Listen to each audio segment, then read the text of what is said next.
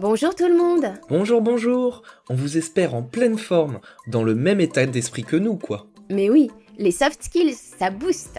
Et on espère aussi que vous vous êtes lancé dans l'aventure. Bien sûr, j'allais le dire. Tu parles de quoi au juste? De la soft skill apprendre à apprendre, qu'on a exploré dans l'épisode précédent. Ah oui, c'est vrai qu'en l'exerçant, on découvre de nouvelles choses chaque jour. Mais on n'en dira pas plus, parce qu'il faut aller écouter l'épisode en question. Waouh, ça c'est du teasing! Et j'avoue. Il se trouve que la capacité d'apprendre en continu va de pair avec la compétence à laquelle on s'intéresse maintenant. Alors, laisse-moi réfléchir.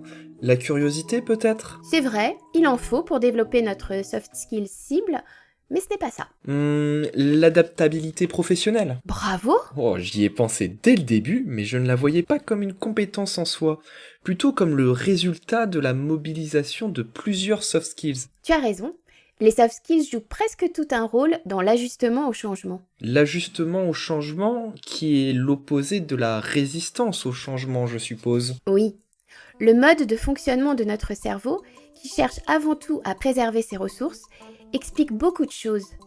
Nous sommes davantage câblés, entre guillemets, pour conserver nos habitudes que pour les modifier. Si je comprends bien, résister au changement, ça correspond à un mécanisme naturel. Oui, mais ça ne veut pas dire qu'on doit s'arrêter là. Ah, tu me rassures.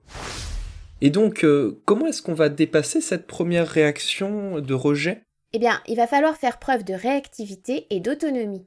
Dit autrement, on va devoir s'adapter au fur et à mesure à l'évolution de certains paramètres. En gros, rien n'est jamais fixe.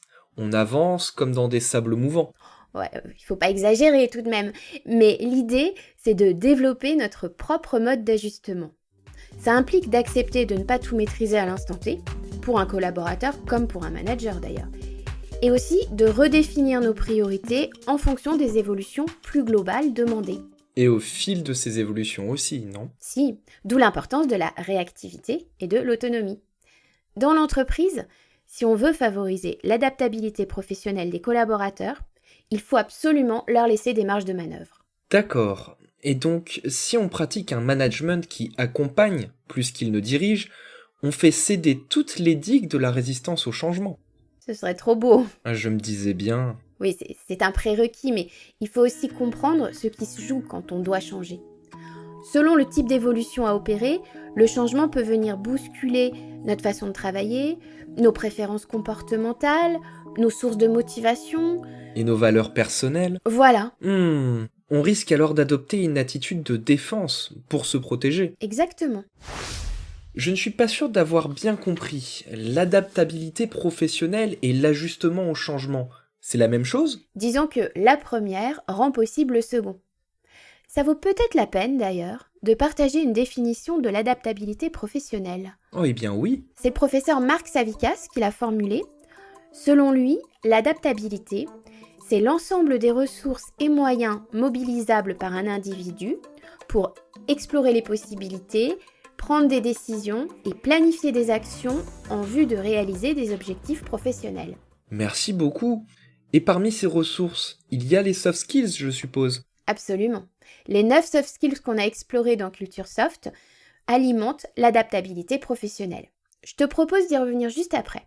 Parce que dans sa définition, Marc Savikas parle aussi de moyens à mobiliser. Il y a une méthode à suivre, clé en main si possible. Sans aller jusque-là, on peut se référer à la grille d'analyse d'un autre professeur, Corinne Prost, de HEC Montréal. Elle définit les étapes nécessaires pour s'approprier une nouvelle pratique professionnelle, par exemple, ou pour utiliser un nouvel outil. D'accord. Quelle est la première phase? C'est de situer le changement à opérer dans une perspective de sens. Tu veux dire de répondre aux questions pourquoi et pourquoi? Voilà. Ensuite, il est important de se situer soi-même par rapport au changement. De quelles ressources je dispose pour le réaliser? Qu'est-ce que je vais avoir besoin de développer? Comment mettre cette nouvelle façon de collaborer, s'il s'agit de ça, en cohérence avec les valeurs qui m'animent? Je vais essayer de décrire la troisième étape. À mon avis, elle consiste à identifier une ou plusieurs solutions et à les mettre en œuvre. Oui, sachant que chaque étape inclut le recours au dialogue et à des appuis extérieurs. Demander de l'aide, recevoir du soutien sur le plan émotionnel, s'ouvrir à la coopération. Dans tout ça, on voit quelques soft skills se dessiner. Tout à fait. Lesquels, selon toi? D'abord, la prise de recul, surtout si le changement est imposé. Oui, même si c'est plus une capacité qu'une soft skills à part entière, mais elle s'entraîne malgré tout. Et la confiance en soi, ainsi que l'affirmation de soi, pour oser poser des questions et lever d'éventuels malentendus. Absolument. Ces deux soft skills nous poussent aussi à nous entourer, au lieu de nous refermer sur nous-mêmes en contexte difficile. Et elles permettent de savourer les petites réussites comme les grandes. Très juste. La connaissance de soi est également au cœur de l'adaptabilité professionnelle. C'est elle qui nous permet d'évaluer nos atouts par rapport au changement qui doit avoir lieu, et puis nos lacunes. C'est elle aussi qui nous aide à évaluer les frictions éventuelles entre ce qui s'annonce et nos valeurs personnelles, ou les schémas, les croyances qui nous guident. Dans la troisième étape, la capacité à penser out of the box et la résolution de problèmes plus largement vont entrer en jeu. Voilà, on peut aussi citer l'ouverture d'esprit et la curiosité. Ce sont des appuis assez évidents. Ce sont des compétences ou des capacités comme la prise de recul. Je les mettrais effectivement dans la même catégorie que la prise de recul. Quoi qu'il en soit, on peut les muscler. Mais on a oublié l'une des clés de voûte de l'adaptabilité professionnelle. Je sais, parce que tu as parlé de soutien émotionnel tout à l'heure. Tu penses à l'intelligence émotionnelle. C'est ça. Face au changement, nos émotions se manifestent.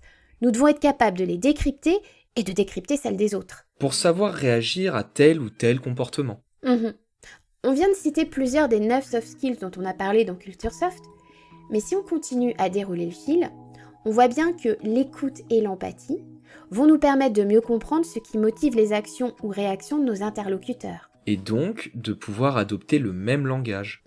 Idem pour la communication, qui structure le changement aussi bien pour ceux qui l'impulsent que pour ceux qui sont conduits à y participer. Et pour la capacité à moduler nos réactions face au stress. D'accord, mais pour la gestion du temps, je ne vois pas trop le lien avec l'adaptabilité professionnelle. Ah mais si tu es en maîtrise de ton organisation personnelle, tu seras beaucoup moins déstabilisé par le changement que tu vas devoir effectuer. C'est vrai, et si ce changement se produit dans un contexte de travail où la coopération positive est déjà développée, j'imagine qu'il sera plus facile à appréhender. Tout à fait, et c'est valable dans les deux sens. La coopération positive se développe plus naturellement si les collaborateurs concernés disposent déjà d'un bon niveau d'adaptabilité. J'ai toujours trouvé l'expression cercle vertueux un peu pompeuse, mais là, vraiment, je crois qu'elle s'impose. Ah moi, je te suis. Et l'aventure dont on a parlé au début, on ne peut pas la limiter à la seule compétence apprendre à apprendre. Ce sont bien toutes les soft skills qui nous ouvrent des portes. Là encore, je te rejoins.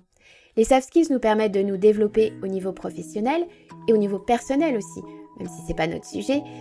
Elles nous aident à mieux comprendre le monde qui nous entoure. Le monde de l'entreprise en l'occurrence. Oui, ses modalités de fonctionnement, les interactions qui s'y jouent. À mieux nous situer dans notre environnement et à effectuer les pas de côté nécessaires. Prise individuellement, chaque soft skills contribue à ce qu'on vient de dire.